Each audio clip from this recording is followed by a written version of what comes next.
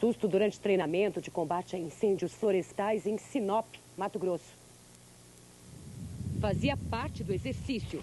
Os homens contratados pelo IBAMA puseram fogo em uma pequena área desta fazenda. Mas as chamas ganharam altura e a fumaça encobriu o sol. De repente, o vento forma um redemoinho.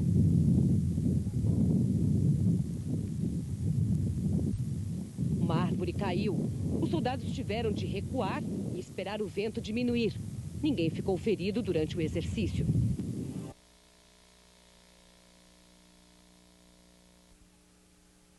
A castanha do Pará, o alimento símbolo do Natal dos brasileiros, é um dos poucos frutos colhidos no chão.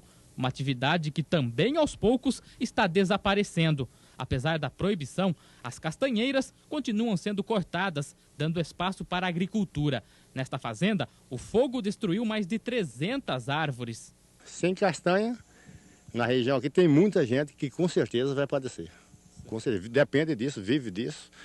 Quem continua vivendo da extração da castanha enfrenta o desafio de ficar vários dias acampado no meio da floresta. Seu Paulo teve que deixar o trabalho porque foi picado por um escorpião. Tirei uma casca assim, quando eu vi, ferrou aqui, ó. Na mata, os insetos incomodam o trabalho. Ao mesmo tempo em que procuram os frutos em torno da árvore, os castanheiros precisam tomar cuidado com o perigo que vem de cima. Uma castanha daquela cai em cima da pessoa, completamente o cara não tem sinal mais vida por acaso, né?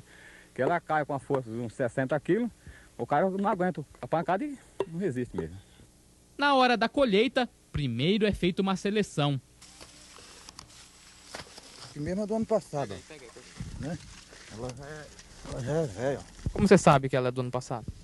É porque todo ano ela produz, né? Então aí, do ano passado ela não presta mais, né? Mas você olhando assim, você nota o que nela? Porque ela é maneira, né? E tá velha e tá maneira. Ela é mais leve? Ela é mais leve, é. Então dentro ela tá podre, né? Certo. A castanha já não presta mais. Né? E uma bola que caiu agora nessa safra aqui, como é que ela é? Procura aí pra gente. Ela é bem sadia, né? Pode notar que ela tem a casca por cima. Caiu agora, tem a casca que tem peso, né? Ela é pesadona? É, e ela balança a castanha dentro, ó. Ainda na mata, o fruto é cortado para a retirada das castanhas. O barulho da foice rompe o silêncio da floresta. Com as festas de final de ano, o consumo de castanha aumenta bastante. Certamente, esse presente da natureza vai fazer a alegria dos castanheiros da região neste Natal. A única opção que nós temos de ganhar um dinheirinho é essa. Dar um presente pro filho, pra mulher, tem que comprar roupa. O que você vai fazer no Natal? Festejar, né, o Natal. Vai passar com a família?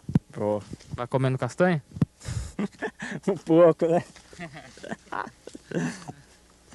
Certo.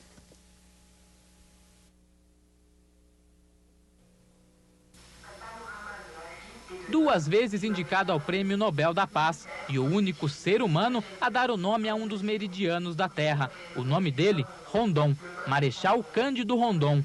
O militar responsável pela demarcação das fronteiras do estado de Mato Grosso foi também um humanista, preocupado com a marginalização do índio brasileiro. É o que retrata o documentário Tempo de Rondon, produzido pela Fundação Uesis Aran, exibido publicamente pela primeira vez na Embaixada do Brasil em Paris. É um documentário que tenta mergulhar na trajetória desse homem que virou um mito e que é uma grande referência do Brasil. Pela primeira vez vai ser divulgada a voz do Rondon, que era uma coisa que ninguém conhecia.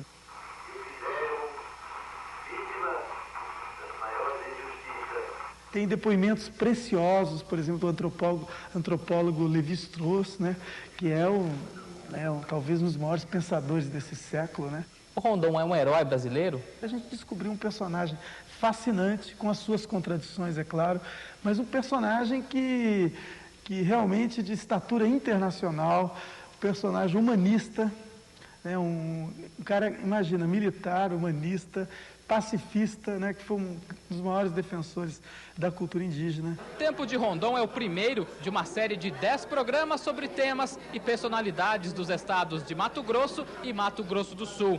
E a primeira exibição do filme aqui em Paris agradou aos convidados. Essa fotógrafa disse que é importante saber como os índios viviam naquela época. Já esse outro rapaz classifica o filme como autêntico, uma volta às raízes. A proposta nossa é mostrar para o mato-grossense, contar um pouco da sua história. Eu brinco que nós estamos tentando pela televisão reconstruir ou unificar novamente os dois estados que foram politicamente divididos. Mas construir pela via, fazer essa construção pela via cultural. Além da França, tem mais algum país que ele vai ser exibido? Olha, provavelmente nós fomos convidados para levar para a Bélgica, para a Suíça, deve ir para os Estados Unidos. Enfim, é o início da carreira do Rondon e vamos ver se da série documenta também, né? Pelas imagens e depoimentos que mostram as aventuras desse desbravador pelo interior do país, Rondon ainda é um personagem a ser descoberto pelos brasileiros.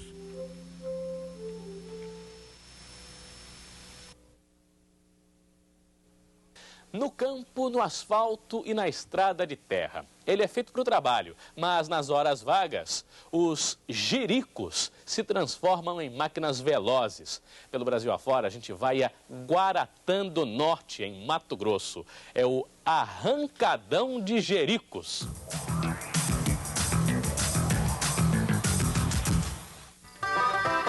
Ligar o carro com uma partida à manivela. Parece cena de filme antigo, mas não é. Na cidade de Guarantã do Norte, em Mato Grosso, quase na divisa com o Pará, o passado ainda é realidade. Os motores que antes geravam energia elétrica nos garimpos, agora impulsionam verdadeiras engenhocas, chamadas aqui de jiricos. O design é rústico. Construídos com carrocerias e peças de carros velhos, eles formam uma frota de quase 1000 veículos na região. Econômicos, fazem mais de 20 quilômetros com 1 litro de óleo diesel e são usados como principal meio de transporte de mercadorias dos sítios para a cidade. Através dos jiricos, os agricultores aqui do norte de Mato Grosso resolveram trocar a vida pacata do campo pela emoção e pela adrenalina. Neste campeonato de arrancadas, os jiricos chegam a atingir velocidade de 80 km por hora em uma pista de 200 metros de comprimento. Os pilotos garantem que não ficam na mão com o carro.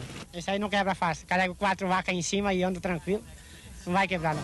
Enquanto o público observa, alguns aproveitam para fazer manobras arriscadas. Outros, pouco modestos, se inspiram nos ídolos da velocidade.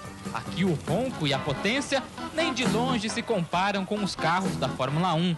A brincadeira do meu menino! Mas a adrenalina consegue mexer até mesmo com o coração de quem vive bem distante da realidade das pistas de corrida.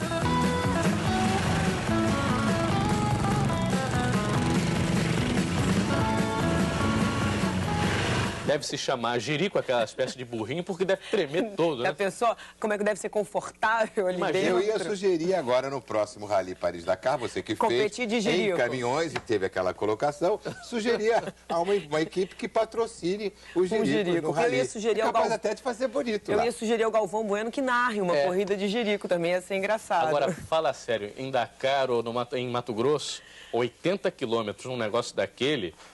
Tem que ter coragem, né? Tem que ter. Preparo físico, digamos, todas as partes do corpo. Com certeza. Deve ser um liquidificador.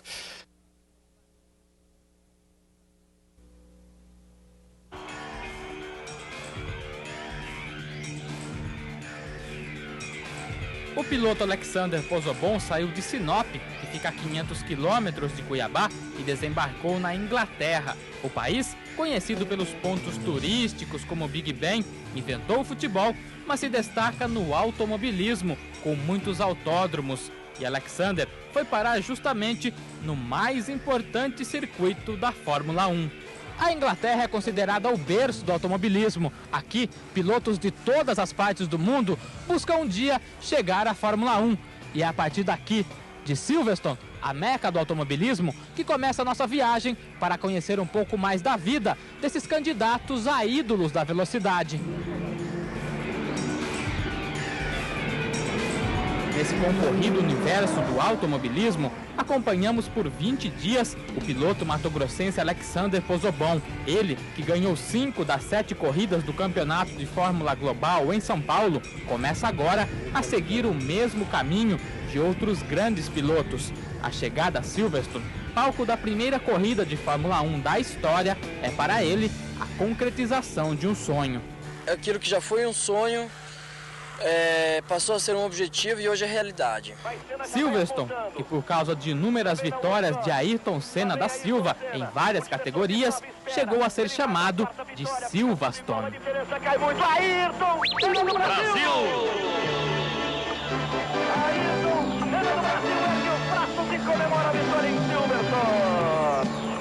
Alexander está disputando o Festival de Inverno de Fórmula Ford, uma das mais concorridas categorias do automobilismo. Aqui, pilotos de todas as partes do mundo buscam um objetivo: chegar à Fórmula 1.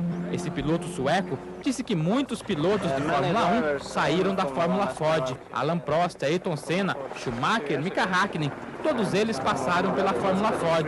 Faz parte de um progresso se você quer chegar à Fórmula 1. Esse japonês diz que a categoria é competitiva porque reúne os melhores pilotos de vários países. Para quem quer ir à Fórmula 1, essa é a categoria de maior dificuldade, mas eu vou tentar. Pergunto qual piloto ele mais admira. Jacques Villeneuve responde: gosto do jeito arrojado dele de pilotar. Neste campeonato, o grid de largada chega a ter 40 carros, vestibular do automobilismo. As equipes trabalham com tecnologia de ponta para o acerto dos carros. Pelos gráficos do computador, é possível saber em que pontos do circuito o piloto precisa melhorar o traçado ou mudar o ponto de freada. Aqui, cada 10º de segundo melhorado significa subir algumas posições no grid. Os carros atingem cerca de 300 km por hora. Sem aerofólios, ficam mais ariscos, difíceis de serem controlados. De acordo com o piloto, a equipe é importante. Todos têm que fazer um bom trabalho. Nos testes, Alexander anda entre os primeiros, mas no dia da corrida, uma surpresa. A carteira brasileira do piloto, mesmo sendo reconhecida pela Federação Internacional de Automobilismo, não foi aceita pela direção da prova. Então, apenas saber que o Brasil não tem credibilidade nas pistas de fora. É um absurdo. Você paga a taxa da FIA, você tem a carteira da CBA, ele é campeão paulista de Fórmula Global, quer dizer, tem todas as qualidades para estar correndo.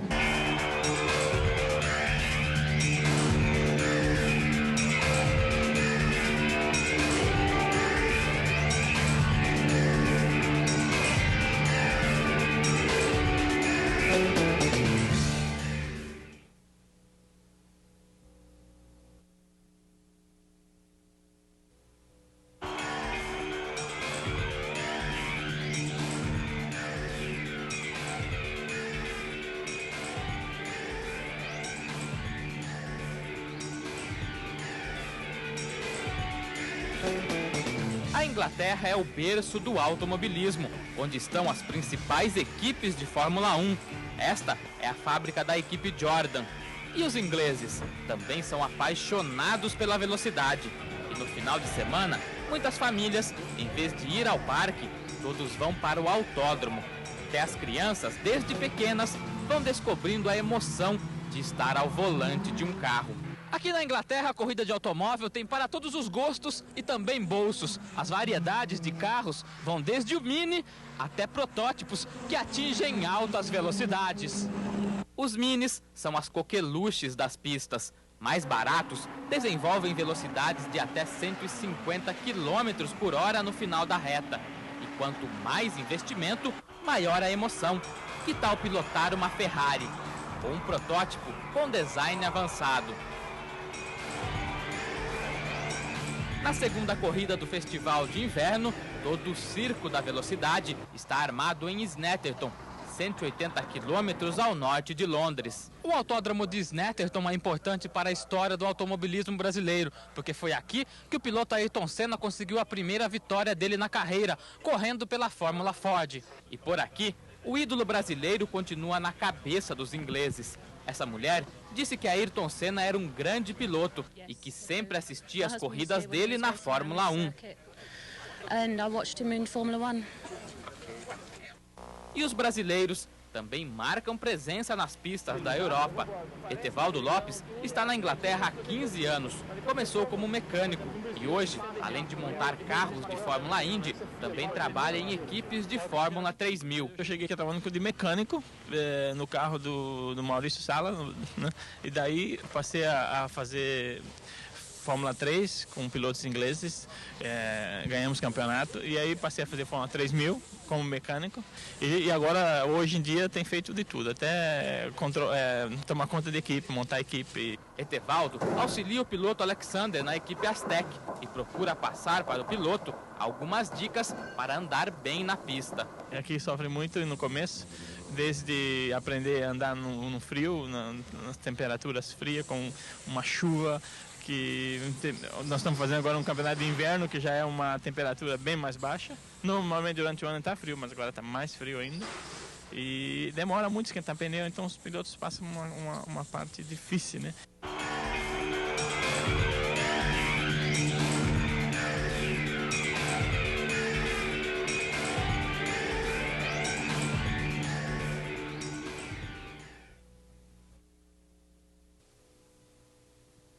O piloto sinopense Alexander Pozzobon está pisando fundo no Autódromo de Interlagos, em São Paulo. Ele é o líder da Fórmula Global, uma espécie de categoria escola. Venceu 4 das 7 provas disputadas. Ele também compete na categoria Espron, um carro equipado com motor BMW, bem mais veloz e difícil de pilotar.